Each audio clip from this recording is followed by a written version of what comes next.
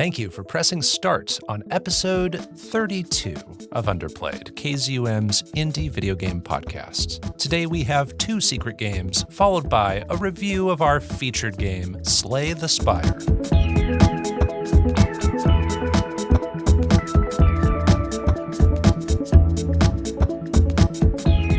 Here on Underplayed, we review indie games of all kinds, the games with small budgets but big hearts, the lesser-known experiences with imaginative ideas. I'm Bopo, and joining me is my player 2, DiscoCola. What's up, DiscoCola? Oh, I'm feeling a little bit frail, a little bit weak, a little bit vulnerable, but what else is new? Am I right? It sucks when you have all 3 of those. All 3 of those debuffs at the same time. I'm doing just fine. My awakened one. Those are references to our featured game, Slay the Spire. This is our second to last episode of season 3 of Underplayed. Wow. I know, already. Each season takes about 5 months to produce between all the game playing and recording and pushing out the episodes and all that stuff. So here we are at the end of season 3, or almost at the end.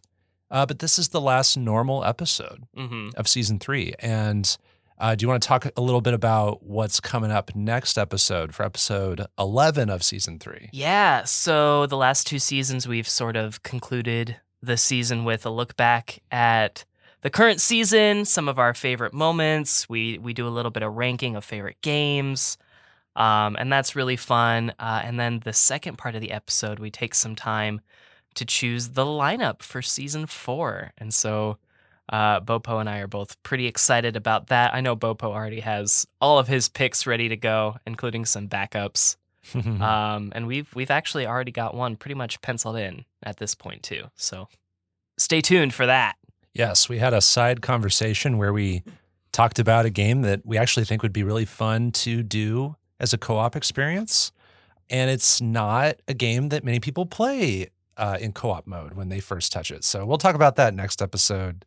But yeah, I have all my first draft picks and then some backups in case you pick some of my games. We kind of go back and forth and we pick which featured games we want to play. Kind of also arrange it logical order too. Yeah, so tune in for our season 3 reflection and season 4 planning episode. Next episode on episode 11. Oh, Bopo, I do want to update the listeners on one thing from last episode. You had asked, because I guess I didn't even think to try it, if those who remain can change the sensitivity of your rotation. And you can. Oh, okay. So I wasted a lot of time and misery. It's still not great. The game still controls like crap, even with that adjustment, but it does help. I half expected you to say, so I want to bump up my score to a 10. No chance. No offense to the team that worked on that, but I did not like that game. Oh, thank you for keeping us honest here. You know, now we won't get 100 emails about that specific edit. So thank you very much for the update. Let us move on to our secret games. Secret games. Secret games. I know you're playing without me. Secret games. Well, I'm here to tell you, baby. Secret games. I've been playing too. Secret games. In this segment, we each review an indie game we've been playing in secret since our last episode. We don't discuss what we're playing in advance. We keep what we've been playing as a surprise for this very moment we're recording. We can each pick an indie game as long as we haven't reviewed it before and as long as it isn't in that top tier list of like potential future featured games, which is a list we keep off to the side. So we will start with you, DiscoCola. Let the mystery be no more. Reveal your secret game for episode 32 of Underplayed. My secret game for episode 32 of Underplayed comes from Pixadome, and it's called Chenso Club. And I just sent you this trailer. Oh, I don't think I have any remote idea about what this is. As it turns out, it's pretty unknown just overall, so I'll let you check that out while I go on. Sounds good. So I'm going to take a page from your book once again, Bopo, and I will read the Steam description of the game. The alien invaders are everywhere, attacking everything and everyone, and when they die, the life force they leave behind is an ultra-incredible energy source. Is there any hope? Meet the Chenso Club, a growing group of fighters here to save the world. They're using the aliens' life force to power up and beat them at their own game, but don't let their adorable nature fool you. They will happily and brutally obliterate any threat that gets in their way. Our heroines want any excuse to use their newfound powers, and it's up to you to master their moves, increase their power, and show the world the might of the Chenso Club. Wow, that was really long. Yeah, That must not have been from the same section of the store page. Probably that I usually read not. From. That was probably the lower section. the lower section. Gotcha. Yeah, Okay, I was like, wow, I've never seen one that long. the but that upper makes section sense. wasn't quite as As in depth. Yeah, yeah, it's as I kind of wanted. vague. Sometimes they're vague. Yeah, pretty much. So Chenso Club uses these elements to create sort of an arcadey, roguelike platforming brawler. And this is a game that joins the likes of Iconoclasts and Hyperlight Drifter in that it's a game I bought immediately after seeing the trailer. It is also a game that was nothing like what I expected. Oh, I actually originally purchased this to pair with the ukulele episode because I kind of felt like it was a bit of a Mega Man-like, but that's not really the case here. so did you actually play it during that time frame, and then I started it during that time frame, and I was like, "Nah, this doesn't really fit." And so I okay. saved it. I put it back in my pocket. Gotcha. So in Chenso Club, you start the game with access to Blue, who is a blue-haired android and uses chainsaws and other saw-like moves to perform combat. She's sort of your balanced fighter. You saw her there in the trailer. And she's also the primary focus of the game's story. The Chenso Club logo also takes design cues from her. As you go through story mode, you access new areas. Each area is broken up into 2 levels, and each of those 2 levels is broken up into 3 zones. And each zone has a few screens, each with a wave of aliens or special challenges from a number of unique NPCs. After completing a wave of enemies, you might get the opportunity to participate in an additional challenge or maybe visit the shop. Completing these challenges will grant you rewards. Normally, rewards are traversal abilities or buffs to damage or defense. And these are the same kind of things that you can also buy in the shop. The shop is where a lot of the roguelike elements kind of come into play. The items that you can purchase in the shop are, like I said, traversal or stat buffs, or occasionally some sort of drone or item that might deal extra damage. And each time you visit the shop, you only have 4 items to choose from that are randomized. But the real sticker here is that you have to pay for these items with your own HP, and that is your currency. Whoa. That sounds very stressful. Yeah, so there's a great risk reward system here because the traversal upgrades in particular are actually super useful, namely like the fire dash and the extra dash. Those are very useful abilities. As you go on and you reach new zones in story mode, you unlock new characters to play as. In the castle, Blue meets and then unlocks Carmine, a slow but strong heavy attacker. In the castle, she meets Plum, a witch with some magical attacks. In the icy zone, you unlock Alice, an incredibly fast character that specializes in close combat. And finally, in the Burning City, you unlock the mute Molly, a unique ranged fighting character that uses water attacks. Once unlocked, you can use these characters in future runs, either of the story or casual or other modes. Okay. Yeah, that's similar to other roguelikes I've played. Yes. There's a few more elements that kind of go into the structure of runs. Earlier, I mentioned that there are some unique NPCs that will give you challenges in the main run. Once you successfully complete one of their challenges, these NPCs will follow Chenso Club on Chirp. And what that means is that you can trade in Chirp follower points to these NPCs to essentially buy the chance for their unique items to appear in shops. So, for example, there is a janitor that will ask you to clean up rooms by knocking trash into bottomless pits or attacking them over and over. Once you complete that challenge, he follows you on Chirp, and then in between zones or at the start of runs, you can, air quotes, log into Chirp, and the janitor will be there with 2 items available that you can purchase with your follower points. When purchased, these will permanently unlock as possible items in the shop or as a reward in Ooh, challenges. I like that. Yeah, it's not bad. That's cool. And then to clarify, of course, if it wasn't clear, Chirp is essentially a Twitter analog. Got it. So not the first time we've seen that. We saw that in Replica, one of my secret games from season 2. Very different game though. Yeah. But yeah, social media platforms were like given an alternate version in that game. yeah, in general, Chirp is pretty arbitrary, but once you reach certain follower counts, you get follower points, which is essentially 1 coin. Maybe you get one at 1,000 followers. Maybe you get one at 100,000, and then another one at 150,000. So it's another currency. So that pretty much breaks down the structure of the game. The only other structural element that is maybe worth mentioning is that in addition to a story mode, there's a casual mode and a standard mode. The main difference here is the amount of HP you start with. So in story mode, you get a nice, comfortable 200, which essentially means you can buy anything you want in the shops. But in the standard mode, you only start with 20 HP. And so you really have to plan, save up, dodge attacks that maybe you wouldn't have had to dodge in story mode. So with structure out of the way, I kind of want to talk about things I don't like first. And I want to start with don't likes because the first dislike is pretty important. The jump.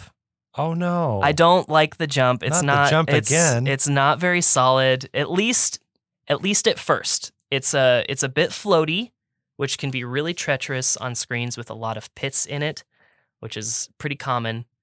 However, you do get access to recovery moves in the form of an air dash, and you can dash upward. You can dash in any direction. You also get an upward heavy attack. You're still pretty floaty when you're doing this, but it's a way to save yourself if you are falling into a pit with your floaty jump. And I'm seeing in the trailer, Blue has a move where she dashes up, hits an enemy, dashes to the side, hits another enemy, then while descending, dashes again. So yes, refreshes. So it does refresh if you hit enemies in the air. And that's why things like the extra dash is especially useful, because maybe you don't hit an enemy in one of your dashes. If you get that extra chance to recover your air dash. But on the flip side, the floaty jump really helps with aerial combat, which is really this game's strength, and it's so much more effective and satisfying than doing any sort of attack on the ground. Even Carmine, the heavy hitter character, is still more satisfying to play, just trying to stay in the air for as long as you can. Sure. So it's not the worst jump I've experienced, but I feel that in a game that has traversal upgrades, your jump should go from good to better instead of kind of bad to less bad. Does that make sense? Yeah, it does. Yeah. Moving on with more dislikes, I don't really like playing as Plum. Each Chenso girl has something that they sort of excel at or feels good in some way. Plum's specialty doesn't really feel that great, and I don't get a lot of satisfaction from playing as Plum other than her attack animations are pretty cool. Some enemies look like they're from entirely different games. In my likes section is that the pixel art overall is incredibly solid, and I do like it a lot, but some of the enemy sprites look like they were done in just pretty different art styles. Someone totally different did the art on this particular enemy. Additionally, certain enemy animations kind of gross me out. There's nothing especially or overtly grotesque or disgusting, but many of the enemies have animations that resemble sort of excessive and excited excrement, is what I would say. I'm seeing a part of the trailer where there's a blender. Yes. Is that an example of what you're talking about? No, not quite. No? Okay. But that is about as grotesque as the game gets. There's a lot of blood in the game. Yeah. But it's cartoony enough that it doesn't feel offensive. The rollout of follower points gets quite slow relatively quickly. The game kind of tricks you into a false sense that you'll be getting enough of these points in a reasonably short amount of time, but you eventually don't come by them very easily, and there's a good number of items that I haven't even had the chance to try yet, just because I need so many more follower points to do it. And in between sections, there is a red carpet camera mini game, and I hate doing this game. This game is unfun. I can't get the camera frame to reach a point where any dynamic poses can actually be achieved, and nailing the timing of the photo snap is a drag. And most of the time, I just find this game to be a waste of time. Oh, no. It does increase your follower points, but it just doesn't work. It's like the Rextro Capital Casino game. Yeah, it's in not ukulele. It's not as much of a drag as Okay. that, but it's a waste of time. I think sometimes I just fall off the screen, so I don't have to do it. I can just skip it. Sure. But that's about it for dislikes. I know that sounds like a lot of complaints, but overall, I actually do quite like this game. I know I put the jump in the dislike column, but it also falls in the likes column. Once you get some of those speed and dash upgrades, comboing whole waves of enemies without even touching the ground at all feels incredible. It's so fun to do that. I look forward to waves that have a lot of enemies just because I know I can stay in the air for so long. Music in this game is actually really awesome. It's some really awesome synthy, chiptune music that Nice. really fits the game perfectly, and it still stands great on its own. I highly recommend checking the music out. I alluded to it, but I love the air dash, and the great thing about the air dash, like you figured out, is that if you attack an enemy in the air enough, your air dash recharges. So even if you have like that extra dash or two and that upgrade that adds damage to your dash, you can eliminate bosses largely just by dashing near them. And it's so satisfying. I love doing that. The overall construction of the game makes for a satisfying arcade-like experience, and I'd love to try the co-op sometimes. And it's another game I'd love to see in an arcade cabinet someday. I love playing as Alice. Generally, with platformers, I prefer speedy gameplay over precision demands, but Alice is both. And while her gameplay is possibly overly spec'd into speed, her hook shot grants her one of the best recoveries in the game. And it's so fun to use on a distant enemy to not only save yourself from falling in a pit, but also bring you closer to an enemy and rip them to shreds. Such a great combo potential there. The ultimate story twist surprised me a lot as well, but at the same time, I don't know that anyone could possibly predict this twist. It is kind of a little out of nowhere, but, you know, I was surprised at least. And it's just kind of fun, which if you're going to be a roguelike, you better be fun, or else I don't want to play you. In the end, Chenso Club is another game that I like that lives next to a genre that I hate. The pixel art and character design drew me in and didn't disappoint. With music I didn't expect to go so hard. It uses a lot of different simple game structures and mixes them together in such a fantastic way and gives a purpose to most things in the game.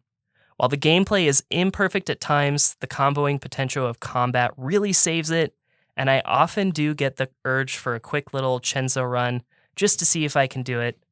The game is pretty unknown, and I don't even know how the trailer managed to find its way in front of me, but if there's one game this season that I think is truly, truly underplayed, I think it's this one. Yeah. I want to give Chenso Club an 8 out of 10. Oh, that's what I guessed. Nice. That's exactly what I guessed. Nice. For you. Yeah, this looks really unknown. Just looking at PSN profiles, only 23 game owners on PSN profiles have logged this. Not many reviews on Steam. It does seem relatively unknown, and it came out relatively recently, September of 2022. 2022.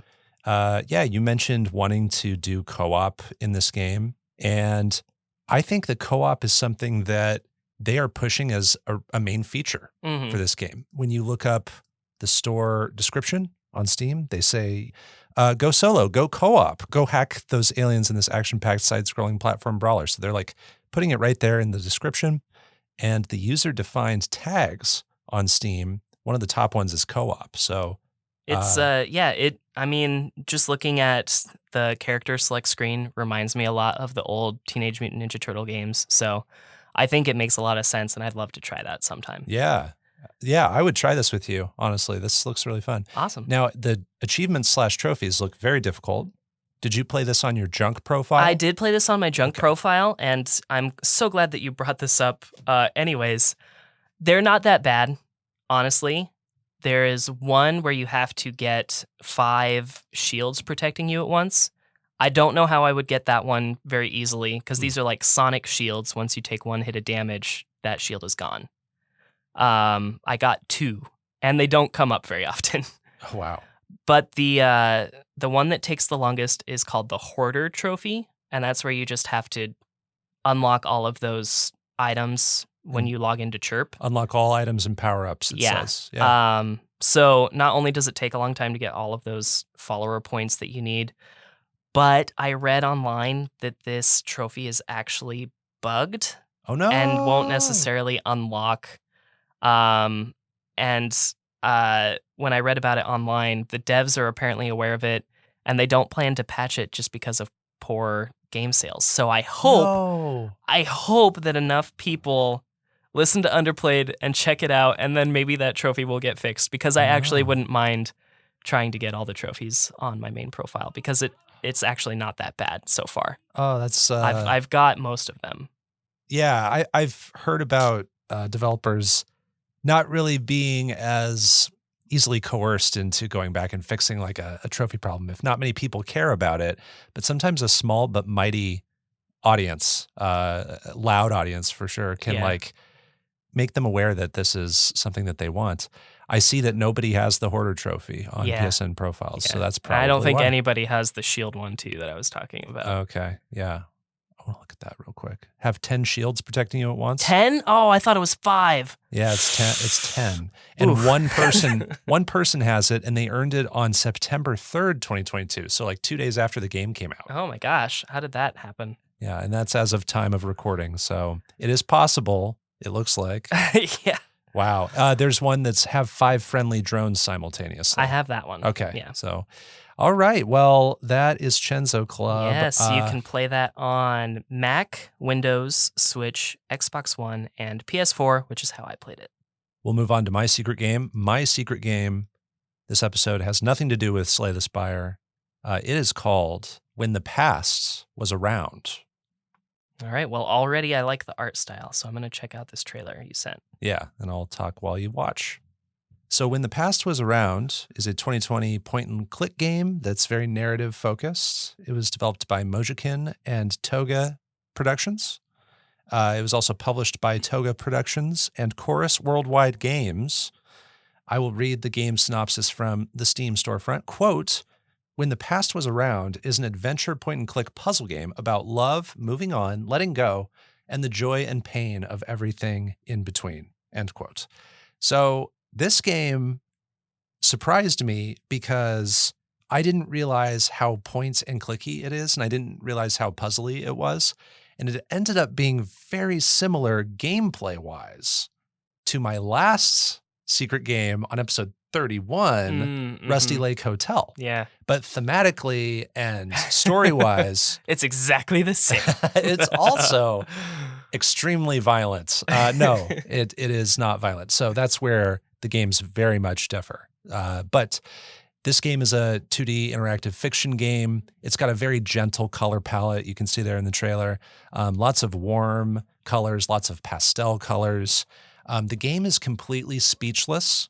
I don't even think you ever read thought bubbles or speech bubbles or anything like that. Really, it's a game that's centered around a very lovely aesthetic and then a soundscape that's very music heavy. And the game focuses on this woman named Ida, who is revisiting all these memories with a lover who passed away. And that's not really a spoiler because it's kind of central to what the synopsis is. You kind of heard about it in that Steam description. And this lover that Ida is revisiting these memories with is depicted as a person with a man's body and an owl's head. And that's very odd. It is odd. And that's sort of what makes this game immediately identifiable and iconic. It's kind of like what people know about this game when they first look at it. So the man is actually referred to as Owl in the achievements list, but it's never implied that he is or was literally an owl. It's rather how he is chosen to be represented through these memories that Ida is experiencing. And the symbolism of what the owl means is a little open to interpretation. It's very possible that the owl is used as this symbol of a messenger from heaven or some other afterlife. And there are 5 chapters you explore, each of which are taking place during a different memory in the relationship. So at first, the memories are simpler, they're shorter, you're not doing as much gameplay wise. And that's when we're earlier in the relationship. And then as the chapters progress, the difficulty increases. In each chapter, gameplay wise, you're finding hidden objects, you're solving puzzles, there are locked containers you're opening, you're looking for codes, you're figuring out visual codes, like a symbol means a number, those kinds of things. You're clicking on objects to move them. You're holding on to certain items in your inventory until you find a new place to set them to open something. And many of the themes of the story and the puzzles are revolving around music. Music, as you find out very soon, was central to this relationship. And when Ida meets Owl, he was playing the violin. You also encounter a piano early on, and moments where you need to use music notation to determine solutions. So you might need to open a lock, and all of the positions of all of the what would be numbers are music notes instead. So you figure out, like, maybe from another part of the map that something means a quarter note. Oh, okay. And then So you're not literally like reading music at any point. No, you're Okay, not. thank You're not. goodness. But you might see like a string of music notes, and you don't know where those are used. They're used on this lock. So that's really all it's doing there. But you click on music notes a lot. You listen to music, and there's this melody that's repeating throughout the game, and it goes do do do do do do do do do do do do do do do do. That is all throughout the game. I think it's what Owl is playing when Ida first meets him, and it carries a different weight depending on where you are and what's happening in the story. So it's iterated upon, it's revisited. There's that repetition hits differently depending on where you are in the game. And the game is very short. It's only like maybe an hour, maybe 2 hours. What I liked about When the Past Was Around, I found this to be a very affecting story with a fair amount of challenging puzzles.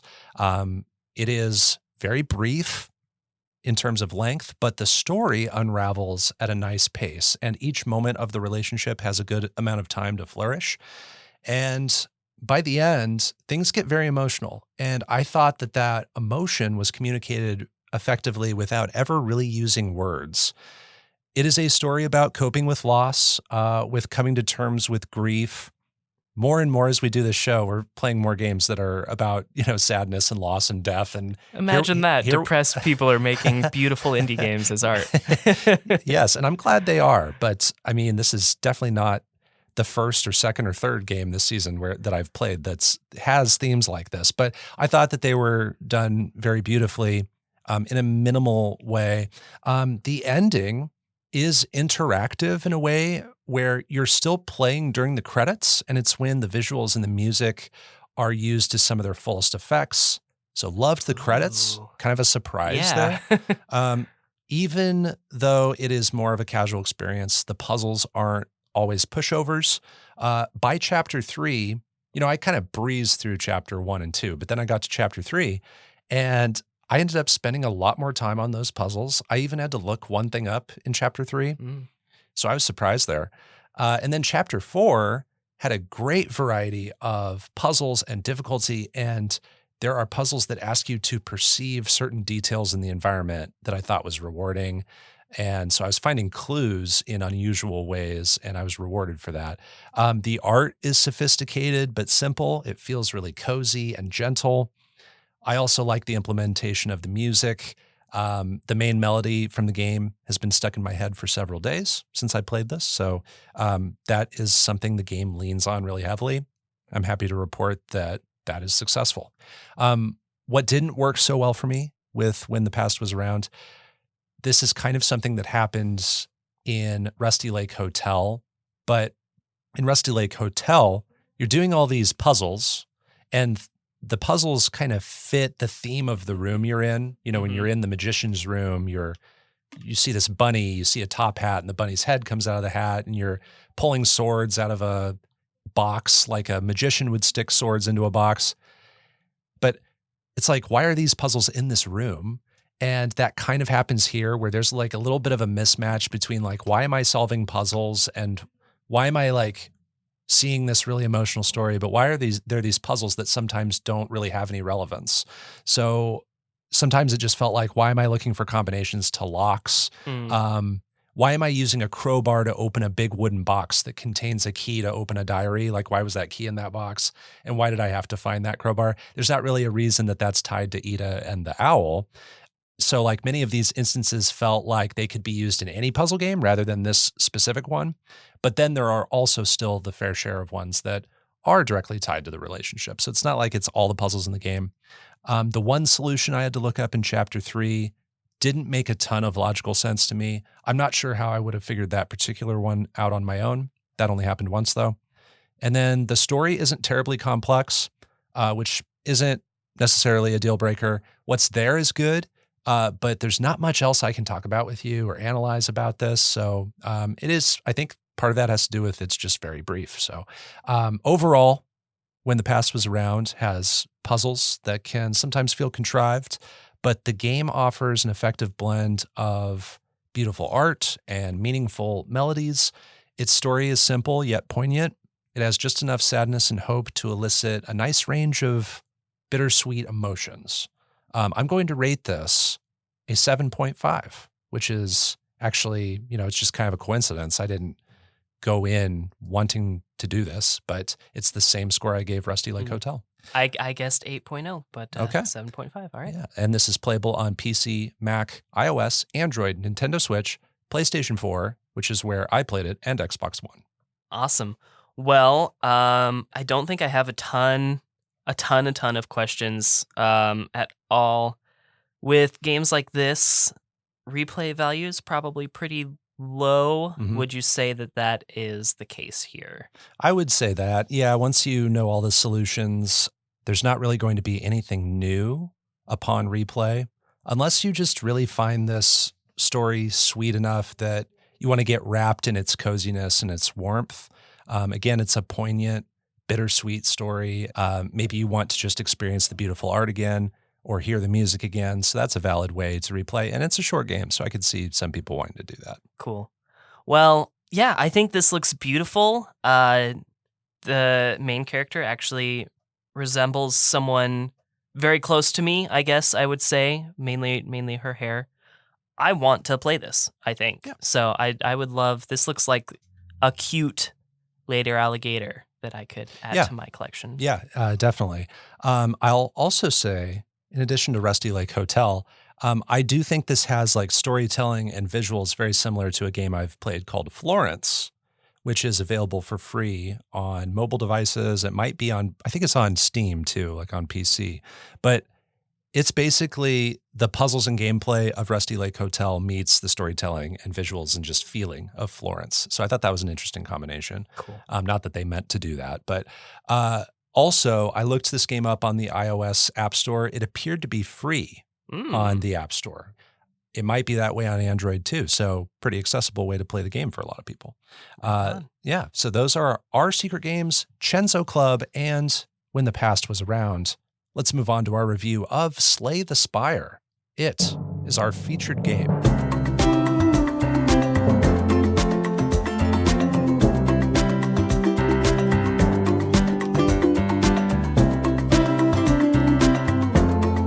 Slay the Spire is a deck-building roguelike that originally released in early access in 2017.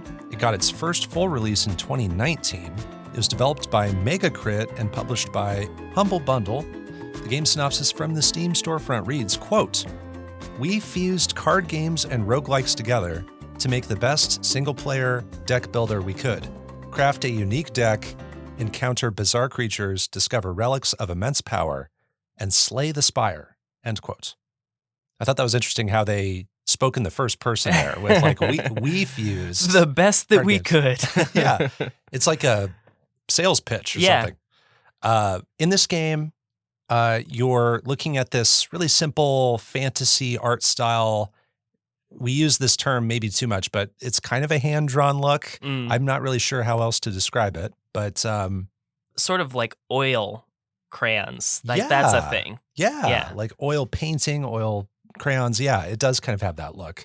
All of the characters have pretty simple, animations. You're looking at screens where you are facing off against a creature and you're just kind of both sitting there like a turn-based game. And you encounter creatures in these turn-based fights. You battle them by playing cards from a deck that you're building as you're climbing the Spire. And being a roguelike, each run starts from scratch. You pick one of 4 classes to play as, each of which has a different starting passive ability and amount of HP and library of cards to find.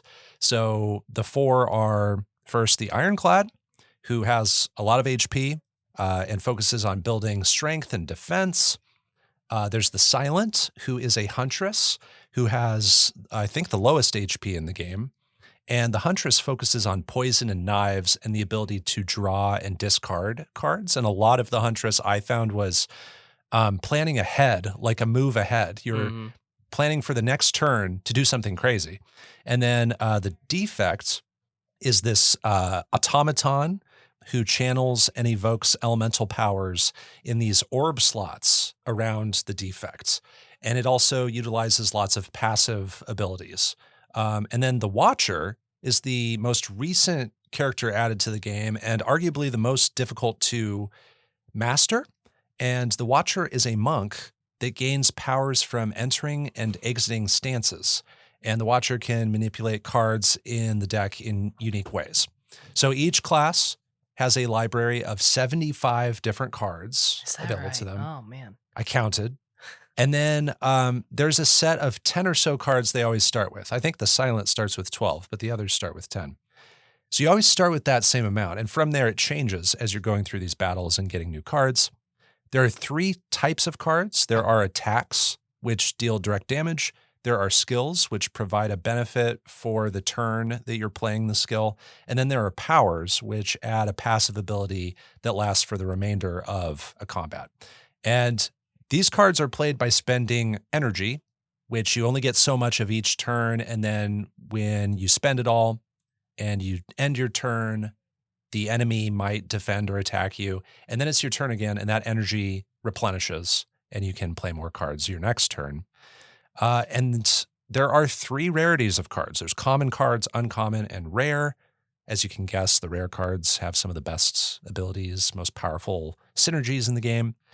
Each class has the opportunity to create an effective build by choosing cards that have good synergy, that might play well off of each other. So as you're going through, you're looking for what might work well with this card.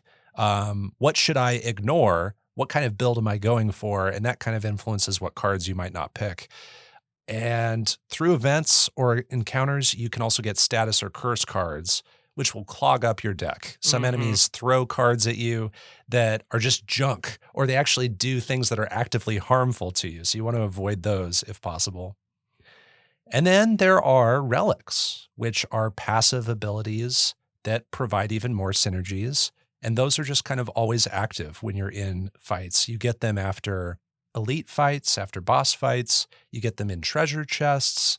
You can also pick up potions, which provide helpful abilities of all kinds during combat. They're one-time use, but you're constantly picking up more potions. In each run, the map is randomized, just like lots of roguelikes. Each spot on the Spire is one of several things. It's either an encounter with a smaller enemy, it's an elite fight where you fight a hard enemy who gives you a relic as a reward. It could be a rest site, which allows you to gain back some health points you lost, or maybe to upgrade your cards. There are unknown spots, which show up as question marks, and these can hold a unique event that changes something about your run, or they can be something else like a rest site or a fight, an encounter. There are merchants, from whom you can buy cards and relics and potions using gold you pick up from fights. There's a treasure room as an option, which rewards you with relics, like we said. And then at the end of each of the main acts of the game, there's the boss fight. It's a really hard enemy whose defeat will result in moving on to the next act, or maybe getting credits if you're in the last act. So there are 3 acts in the game to get credits.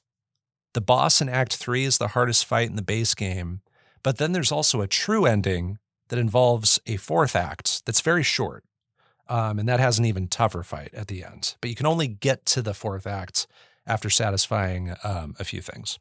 So after winning fights, you can get gold and potions and a random selection of new cards to add to your deck.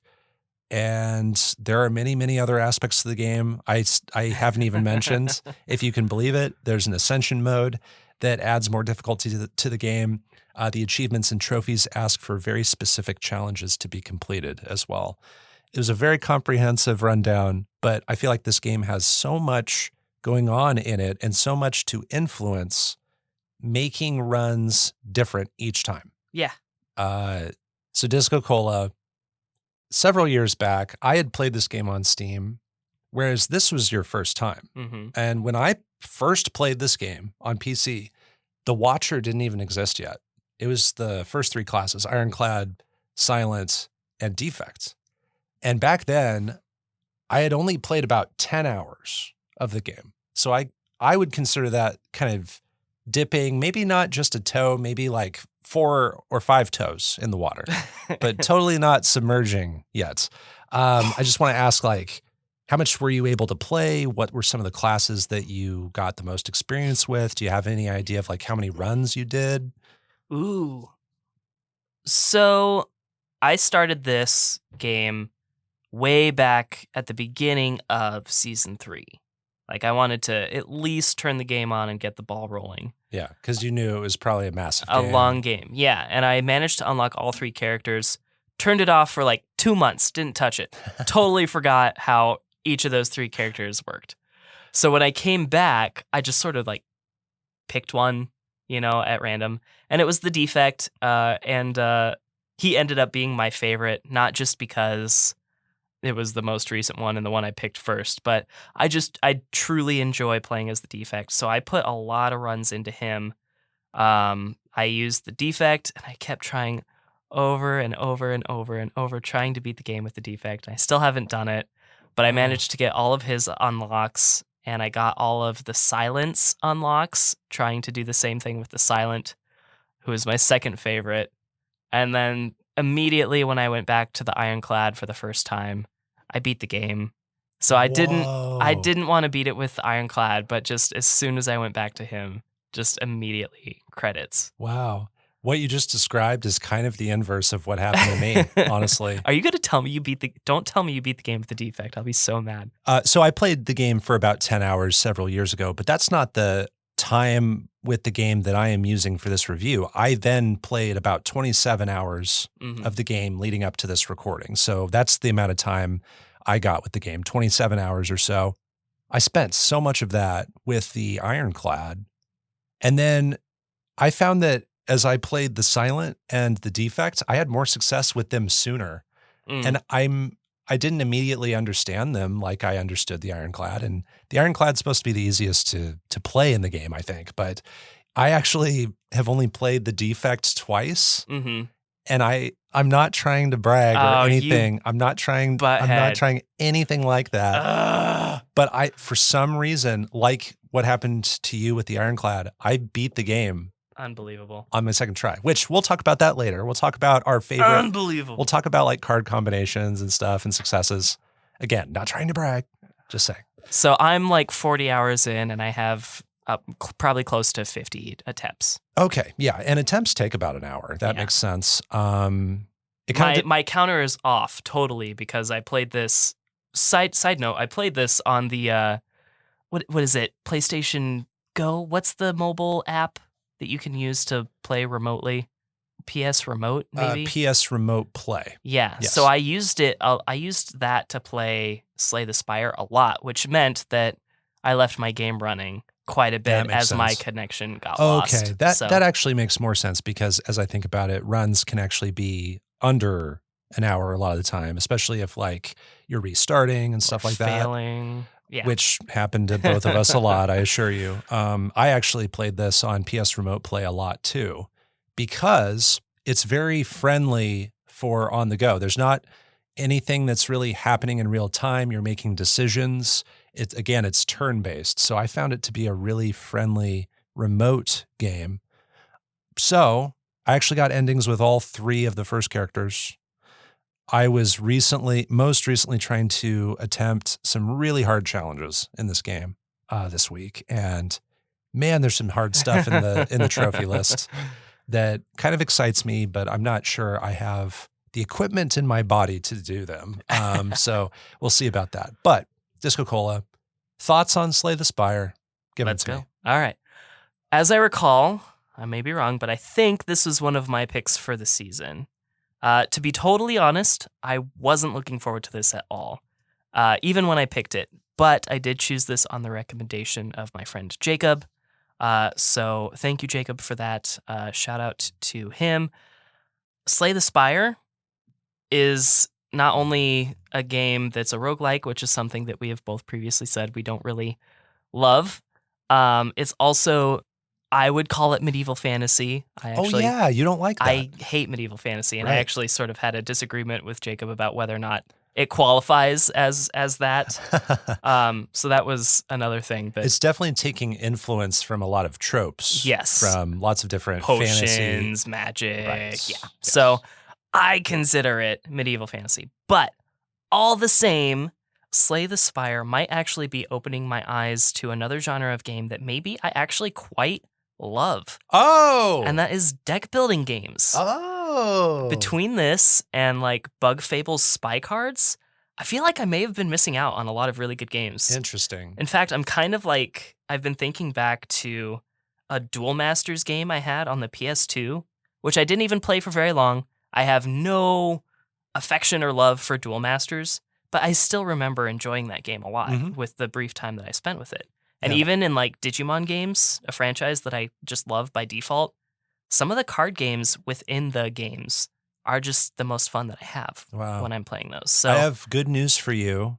Steam has a deck building category. So you can just search deck building. Rock on. And many of them are roguelikes, but some might not be. Some might be more like the Digimon games. yeah, and and Duel I know Masters. that Inscription is on our list of approved games too. Yes. So I am looking forward to that a little bit more than I already was. But I think that this has some bonus synergy with Chenso in that each character has not only unique cards, but a unique play style. And this allows players to experience the game in a way that speaks best to them. So like I said, I found myself enjoying the Defect the most. I love building up a lot of those passive abilities a lot.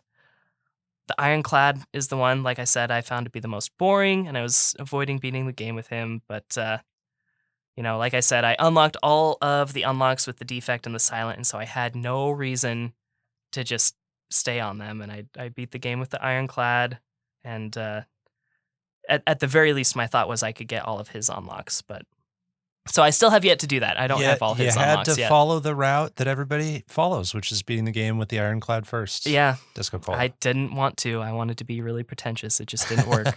I wanted to beat the game with the Watcher first, but I couldn't do that. So I think there's definitely a difficulty hierarchy here, although you are proving to contradict that point. But I do kind of wish that the difference in the 3 main characters was a little bit more balanced instead of what seems to be a clear difficulty difference. Because I think a lot of people agree that the Defect is the hardest to use. Even like that trophy guide that's on PSN Profiles sort of gives each one like this is the easiest, this is not quite as bad, and this is the Yes, hardest. this is more advanced. Yep. So I wish it was a little bit more balanced, and so it focused more on like play this style rather than this is hard mode, so play as this character. Does that make sense? Yeah. I do think the style differ. I mean, obviously like the style differs, but I think a lot of the identity of the style is the difficulty. Because like the Watcher, I saw someone describe the Watcher, which is the 4th character, as like you need a PhD in like strategy to understand the Watcher. And I only played the Watcher 1 or 2 times. Yeah, I suppose I should note while we're talking about it, I didn't play as her at all. Okay, so yeah, it gets even harder than the Defect in my opinion. The Watcher I dipped out of pretty quickly after the 1 or 2 runs I did with the Watcher because I just didn't have the patience. I'm sure with enough time it would be understandable, but there's just a lot of new mechanics with the Watcher. Yeah. One of the things that kind of took me a while to get the hang of was different statuses like frail, weak, vulnerable. You know, most of the different buffs and statuses like make sense being in the game. That being said, I think there's just a few too many. And some of them are kind of similar, like malleable and plated armor.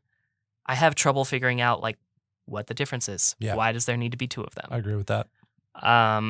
One of my favorite things to do after getting maximum orb slots is playing lots of cards for free.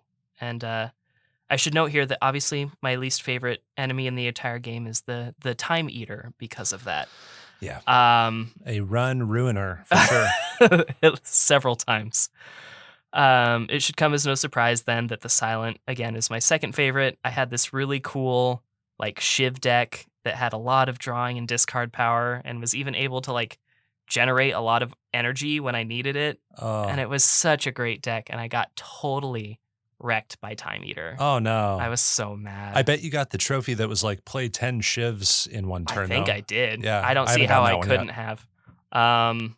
It took me a long time to learn the importance of relics in many runs because I had a hard time managing damage output and HP in concert with each other. I would avoid elites at all costs. So didn't get a lot of relics in a lot of my earlier runs, but more recently I'll attempt them if I think I can escape with at least 12% of my health. Mm-hmm. And that has kind of been helping a lot, but has also trashed some runs Yeah. pretty early, Yeah. unfortunately. It seems like there's a really deep story here, but I can't really figure it out. I recall, at least in my runs as the Defect, that you encounter one of the question mark spots, and that in one of them in particular, you can essentially choose to lose HP to like read this book, and there's a lot of hints in here to something big and profound. Oh. But I can't quite fit all the pieces together. They're laying all these breadcrumbs, and I can't put them together. And these specific encounters aren't even guaranteed to show up in your runs. So it can take so long to do those runs too. It's just impossible to keep track of everything that they're Yeah. feeding you. And there are no traditional cutscenes in this game. Right. When you start up the game, you just are in the main menu and then you start a run, I think. Mm-hmm. And there might be a meaning to what that big whale is on the first screen with the 3 eyes. I don't know what that is. Yeah. You know, I've gotten that book before as an event. I've never read those pages because I really thought this game didn't have a story. I thought Yeah. it was mostly just evoking like a medieval style, like you said. So I didn't go looking for those breadcrumbs. I believe you that they're in there. I just haven't paid attention to them. Yeah. Well, and yeah, like I said, you just get them so infrequently that by the time you get it the next time, you've already forgotten that what you read the first time. Right. You know? Yeah. Music, I find it mostly uninteresting. There's nothing particularly wrong with it. It's nothing special, and you're going to hear the same songs over and over and over again for a long time. So I actually did end up playing a lot of the game on mute, especially when I was playing with the PS remote. You don't need the sound. It's a good podcast game, I think. Like Yeah. just throw on something else while you're playing it. Yeah. I did that Oh, yeah. a lot. Tons of times. I have a list of my favorite cards, but I think we'll talk about that later. So I'll go ahead and just sort of wrap it up. You know, those Yeah. are most of my main thoughts. Yeah. I think Slay the Spire is a great way to trick me into liking another roguelike. I love texting you or Jacob about runs or cool decks that I had. Runs can be a little bit too long for me to want to do a run on a whim, but it's the perfect length for something to play while my kids are napping. And I've played this game beyond the scope of what I had planned to do for Underplayed. This is another game that gives me that just one more run feeling. I will not be completing this game like you seem to want to do, and I never had any intention to do that. I'm semi-curious about it. I'm going to try to do maybe a few more things. I'm maybe like 90% confident I will never get the platinum. Okay. You know, that's where I'm at. I wish you the best of luck regardless, but I have never had any intention of doing that. I wouldn't mind beating Act 4 someday, Yeah. but I I'm think you not could- going to be heartbroken. I think if that I would don't. be a good place to kind of feel completed with the game yourself. Yeah. Yeah. It's actually a game that I highly recommend for mobile, of all things. I will definitely play this some more, though, and I am mostly excited about that. For Slay the Spire, I'm somewhere between an 8.5 and a 9 on this. I kind of tried to scale based on other 8.5s and 9s I've given. Mm-hmm. I like it more than some 9s, and I like it less than some 8.5s. So I'm going to go with a 9 for Slay the Spire. That's what I wrote down Nice. for you on my prediction. All right. Well, my thoughts on this, I think this is a lot like Hades, where it's a game I love and a genre I don't. But maybe now that we're seeing this trend, there is a shift going on about my opinion on the genre. You know, I'm wondering the same thing. Like, is this game actually showing me that, do I like deck building games, but maybe do I just like roguelikes more than I thought? Mhm. So this is a game that's hard for me to put down. I think it has a really simple formula of attacking and defending at first. And you just think, well, I get it. And then there's a lot of variety with what enemies can do and then what you can do to enemies that it introduces slowly. I like how I'm always evaluating, like, what are enemies going to do to me and how is that going to influence what cards I pick? There are enemies that debuff you, some enemies that deal damage back when you damage them, enemies that scale in power really, really quickly, some that summon minions, or like we mentioned earlier, messing with your deck, throwing junk in your deck and completely ruining like a minimalist run. It's like, oh, dang it. Why'd you slime me so much? I can't pick anything. So it makes me constantly evaluate all my decision making.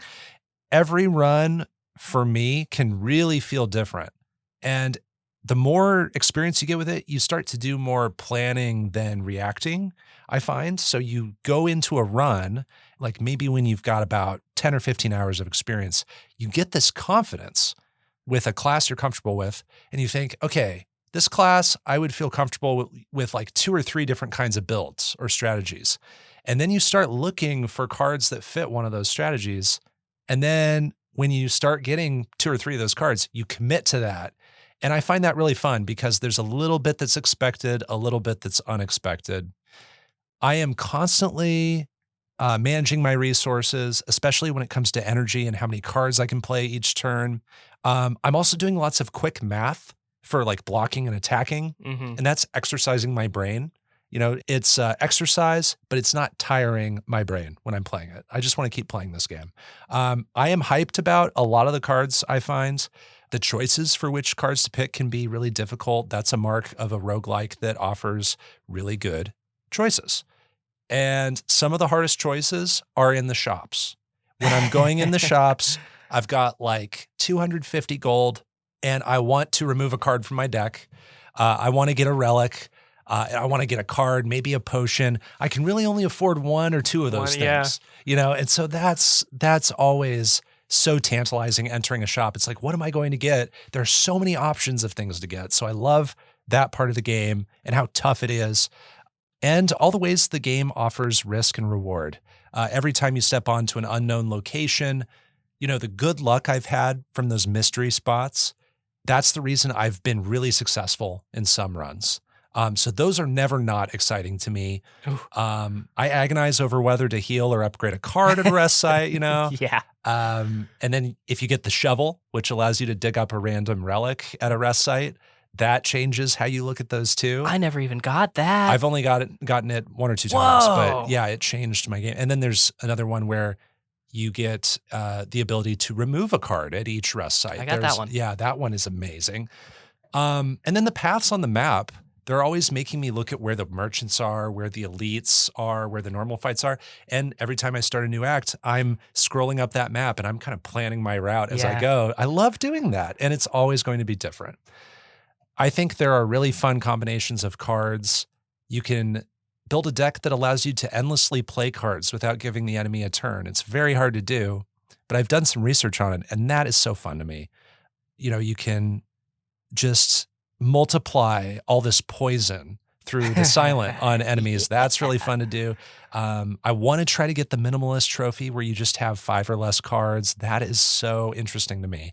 I just haven't been able to pull them off yet. I think it's just because I haven't played the game long enough.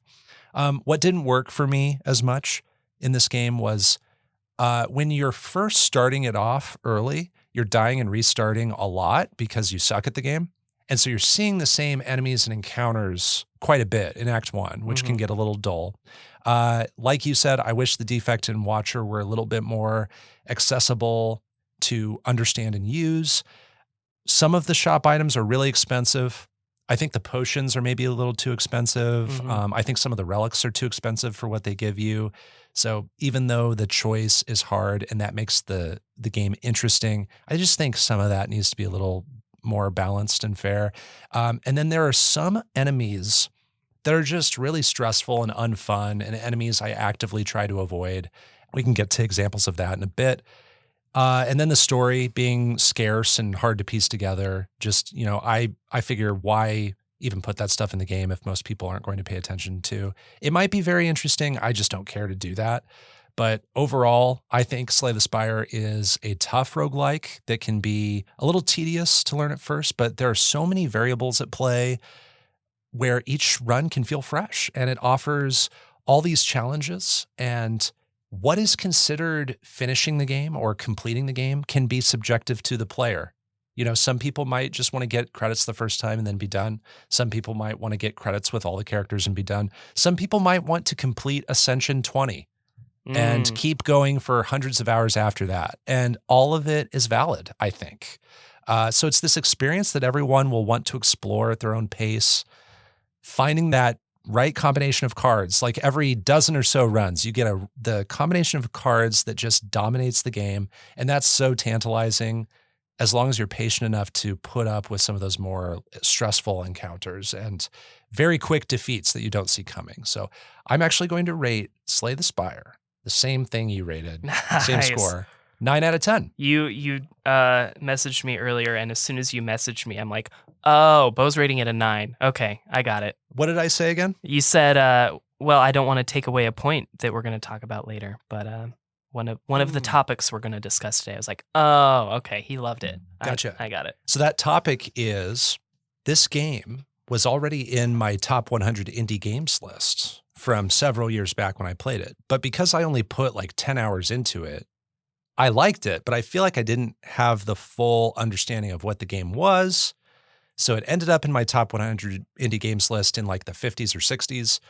Replaying it for this episode, it's now higher on my list. It is at number 29 currently. Wow, I was going to guess like 37. Yeah, so it is in the top 30, and that'll change over time, of course, but this is a rare time where a game that I'm replaying that was on my top 100 list is moving up. Yeah. Sometimes replaying things moves it down. Yeah, that already happened once this season. It happened with To the Moon. Yeah. I think To the Moon was really high, and then it went down several dozen slots. So that's just proof that simply replaying a game doesn't mean that I'll always dislike it more or rate it lower after that replay. So there you go. Cool. Let's go to some of those favorite cards and strategies. What were you vibing with? Cool. What hit? Cool. Well, like I said, I like playing the Defect the most. So some of his that are my favorite is Beam Cell. That's one of the very early common ones. It's just like 3 damage and apply 1 weak. Oh, yeah. Saves you in just like small situations. Simple, effective.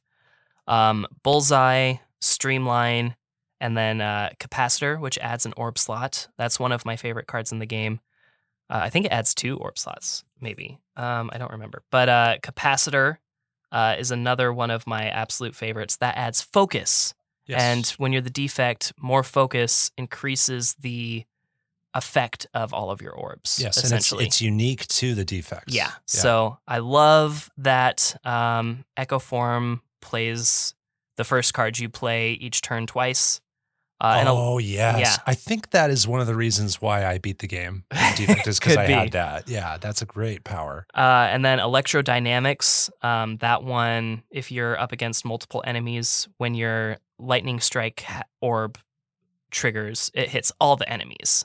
So that's a really great card. Some of my actual favorite cards, though, are specific to the silent. So bullet time is one of them. That decreases all of the cards in your hand to a cost of 0. Oh, yes. And it costs like 3. It costs So, 3, yeah, but it reduces everything to 0. that's nice. So if you also have something that draws a lot of cards too, and you have can like a play a lot. full hand, Yeah. huge. Also with her, Noxious Fumes. That's a power that you add 1 poison to your enemy at the start of each turn, and then you can stack it too, so you can add more poison at the start of each turn. That's very helpful. Another one of hers is Terror, which adds Vulnerable. That's one of my favorite statuses to inflict on an enemy, and one of my Is that the least one that adds favorite to 99? yeah, Yeah, so- that's one of my least favorite statuses to have because Yeah. it just increases the amount of damage you take. Corpse Explosion is so cool, and I was so close to pulling off just this beautiful victory against Donu and Deku. Deku. Yeah. because I applied that to one of them. I was just like, I just have to focus on one, Beat this one. beat this one, and and I I win. Didn't do it. It killed me, but I was so close. Or Deka. Sorry, it's Donu and Deka. Donu and Deka. That's final boss in Act 3. Yeah, I wrote down Corpse Explosion too. Yeah, it adds poison, but it also, when you defeat that enemy, it deals that enemy's max HP and damage to all other enemies on screen. Mm-hmm. So very Had some- alluring. very satisfying Yeah. clears with that. Not game clears, but like room clears. For the Ironclad, Rage, I guess, is fine. Whirlwind looks cool. I don't think I ever got to use it. Limit Break seems good. And then possibly my favorite card in the whole game is a colorless card called Apotheosis. Oh, I recognize that name. Remind me what it does. That one upgrades all of the cards in your deck Yes. until the end of combat. Yes. And very similarly, there's the one that adds block and it upgrades a card in your hand. If you upgrade that card, I'm sorry, I don't remember the name, it will upgrade all cards in your hand when you play it. And so Mhm. I was using that to upgrade my whole deck if I didn't have Apotheosis. Yeah. That's another thing that Ironclad can do. So those are some of my favorite cards. Nice. Yeah, Whirlwind with the Ironclad. I've seen people online using that to speed run the game Mm-hmm. because it'll spend however much energy you have left and it will just deal damage to all enemies a certain number of times depending on how much energy you spend. And that's how they clear Act 1 like really quickly when they're doing like they're trying to get a like a 10-minute run or a 20-minute run. That's a good one to run with. Another one the Ironclad has is Rampage. And that's the one that I kept looking for when I played Ironclad. This is an attack that gains more damage each time it's played. Oh, yeah. So it'll deal like 8 damage and then it will add 8 more damage the next time and then 8 more and then 8 more. So in like 5 turns, you're dealing 40 damage. Now, is this per combat or is it like permanent? Because there are It's some not cards that increase permanent. It's so like pretty much every card, it is only during that combat. Okay. And then it resets the next combat. But if you have a low amount of cards, which I was trying to do the minimalist trophy with the Ironclad the other night, if you have Rampage and only like 4 cards that do various things like blocking and causing vulnerable and stuff like that, and you have some ability to draw cards, like if you have Shrug It Off, which is a defense card that lets you also draw a card, you could potentially play Rampage multiple times in one turn. And then you've got this early lead where like by turn 2, you're causing, more than 30 damage with one card. Right. So that is one that I love looking for. I had the worst luck with getting that card, and it's not even a rare, it's an uncommon. Yeah. It just was not showing up for me for the longest time. That happens, so man. it ruins tons of my runs that I was expecting to find Rampage in. I tried beating the game with a poison deck with the Silent. What I ended up beating the game with the Silent was actually a more Ironclad-like deck, and I didn't expect that to happen. That doesn't sound fun. I love poison, but I couldn't even pass Act 3 with it. So I ended up having this really robust attack-based deck with lots of dexterity building with the Mhm. silent. So I was really sturdy.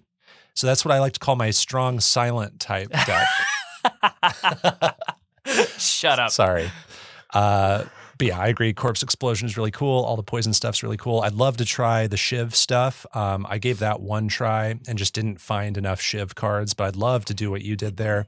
And then the defect, the thing that I found was really helpful, other than the power that lets you play your first card each turn twice, just finding stuff that evokes and channels frost orbs. Oh, I was Frost doing Orbs, okay. I was doing lots of frost orbs, and then I was doing is it like dark? Dark. I was doing dark and frost. That's what I tried to do my most recent run. I think I pretty much escaped that whole run like unscathed just because I was building up tons of block with frost. But the frost cards I got were completely luck. Like I kept getting frost cards that just worked really well there. Then there are like stressful and unfun enemies in the game that I alluded to. You already talked about one. That was the Time Eater. Yeah. Yeah. So are there any others that you just kind of groan at? Yeah. Yeah, I've got them all open. A lot of them are in Act 2, actually. A lot of the new ones that show up in Act 2 just annoy me, bother me. The flying vulture thing. Let me pull this up. What's this thing called? The bird. The bird. It has like it has something called flying, and it takes less damage while it's flying, and you have to hit it. You have to hit it to knock down one of its, stacks of flying. Yes, it has multiple stacks. They're never that strong, but it takes so much more to beat them than I feel like it should. Yeah. Just kind of tedious. Yeah. Yeah. Snecko, which is something that confuses your character. Now, the first 2 times I encountered Snecko, this actually worked in my favor a lot because it made most of my cards cost 0. Yeah. So it can take a 3-cost card and make it 0. It can take a 1-cost card and make it cost 3. Yes. It's randomized, and I think it's randomized every turn. Yeah. Too. Absolutely. So you don't know what you're going to draw. Yeah. So the first couple times I encountered it, it was just like, oh, this is great. I actually don't mind getting confused. Yes. But not every time has been so lucky.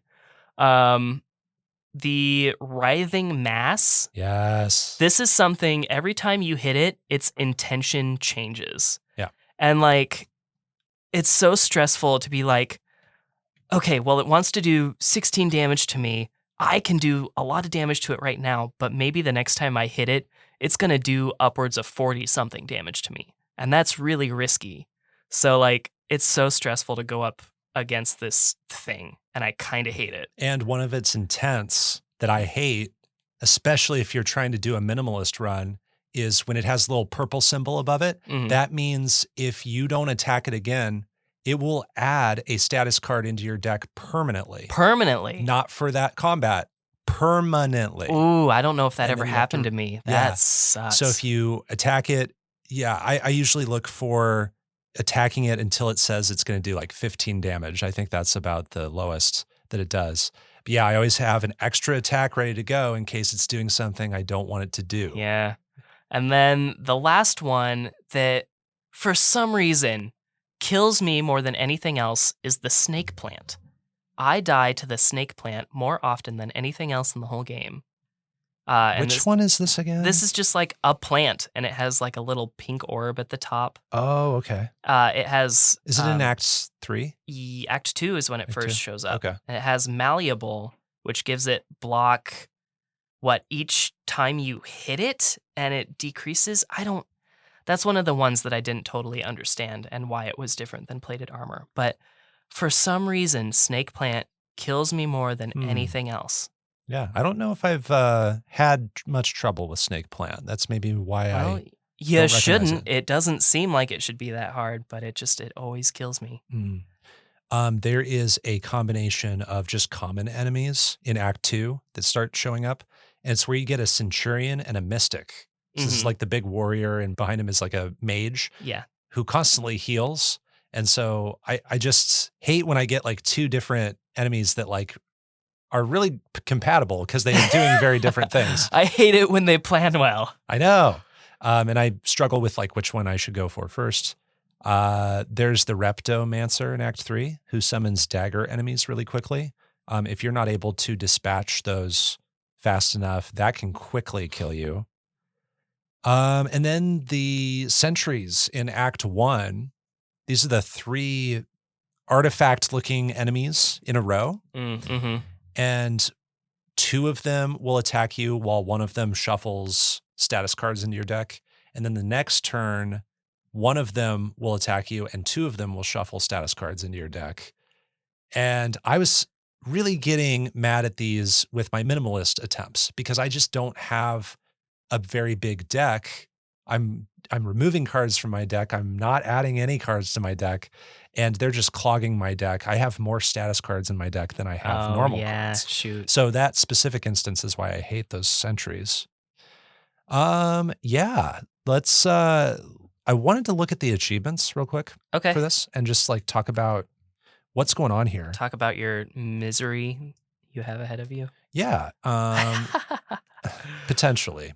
So there are, pretty easy to achieve ones like win a battle with 1 health point remaining. Exhaust 20 cards in a single combat. That's just going to happen naturally. Fighting some of these enemies like the 3 I just described.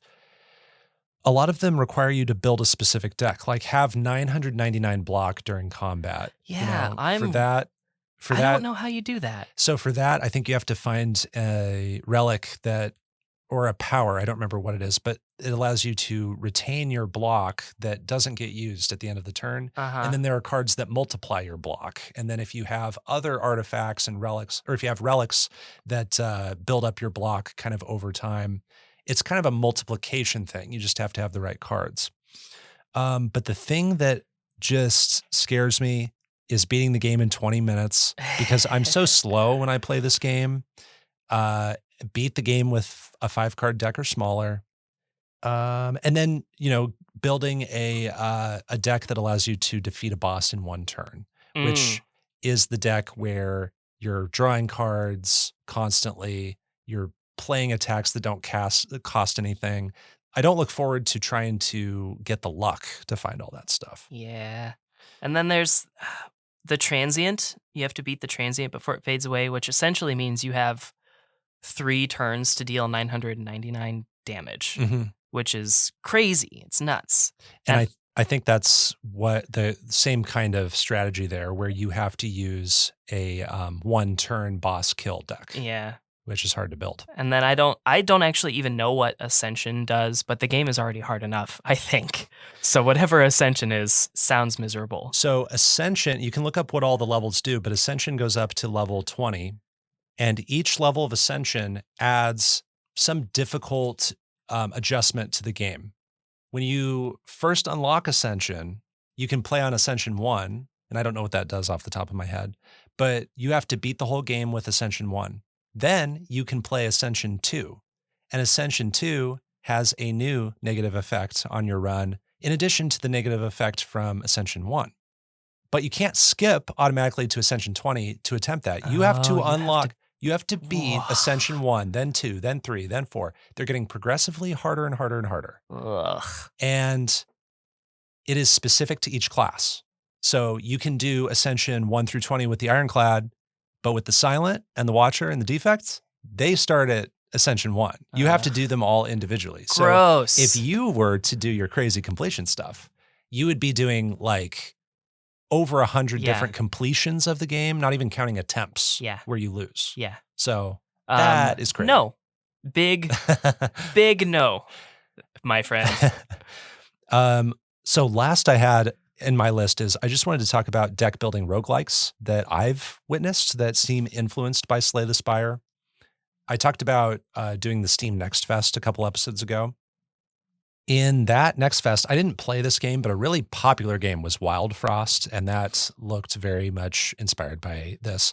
But there was another game I tried called Racine, and it didn't make my list I talked about of my favorite games. But what I thought was interesting about this is it is a roguelike, it is a deck builder, but it's a game where combat is taking place in real time. You're not inputting any buttons to do the combat. It's an auto battler, and you're playing cards to augment the fight that you're seeing in front of you. So your character is automatically attacking enemies on its own. And when you notice that it needs health, you cast a healing card. Or if you want to do a special attack, because all these enemies just entered on screen, you cast your attack card. And what's keeping you from just playing cards constantly is that you can only, each card costs energy and you only build up energy so quickly. So it's called Racine. I thought it was an interesting take on this idea. That sounds like it also has some influence from Mega Man Battle Network as well. Yeah, which I haven't played, but I trust your assessment on that. And then there's another upcoming game that I think was in Next Fest called Tail Spinner. If you look up Tail Spinner right now, one word, it looks a lot like Slay the Spire, but it features Japanese mythology. So just from like a thematic standpoint, this might be something that is slightly more appealing to you. I'm not sure. But do you see Tail Spinner? Oh, Tale. Yeah, Not got it. T-A-L-E, Okay. Yeah. Oh, yeah. Even, just like the life bar. Yes. A lot of very similar things happening. Right. Here. And Yeah. like art style, just like the style of oil, crayon or whatever, oil painting is very similar. Yep. So thought that was interesting. I wanted to ask, did you have any other anecdotes, observations, praises for the game? Time Eater's a butthead and killed me on 2 really great, awesome, well-built decks, and I'm still mad about it. Yep. But he is also the one I killed to beat the game with Ironclad. Oh, so I bet that felt good. Well, no, it was bittersweet because I didn't want to win with Ironclad. I wanted the defect, but I've beat it with Ironclad. I've beat it with the Silent now too. Nice. Very good. So defects next. I'm gonna do it. Nice. Yeah, I think this game was just a delight. It's one I want to keep playing. I might play it between seasons. I'm gonna play it tonight. Nice. So it's kind of like this season's Hades. And also like, thank you for playing it a lot more than you expected to, just to have that experience. You definitely know certain parts like the defect a lot better than I do. And again, it's going back to that idea of everybody can kind of experience the game in their own way at their own pace. Love that about Slay the Spire. So, at the start of the show, man, I missed my window. But our tagline, our intro. Yeah. I wanted to say, speaking of games with big hearts, am I right? Missed my window. Right. Oh, well. All right. Well, that is our review of Slay the Spire. You can play it on PC, Mac, Linux, Android, iOS, Nintendo Switch, PlayStation 4, and Xbox One. We both rated it a 9. That's the end of this episode of Underplayed. You can find more of our episodes at kzum.org/underplayed and on common podcast services like Spotify or Apple Podcasts. Our music was composed by Jack Rodenberg. Our art comes from Onimochi. Underplayed is on Twitter at UnderplayedPod. You can find me on Twitter at BoPo, that's BO_PO. And check out that same handle on the GG app where you can see my game lists, like a list of our upcoming featured games. Get a little sneak preview of games we're going to review, like we did with Slay the Spire. And I am at DiscoCola on Twitter, Twitch, and the GG app, doing those things as much as I can with 2 young children. Next time, we will be reflecting on the 30 games we reviewed for Season 3, and we're also going to plan our featured games roster for Season 4. Until then, everyone, keep on playing.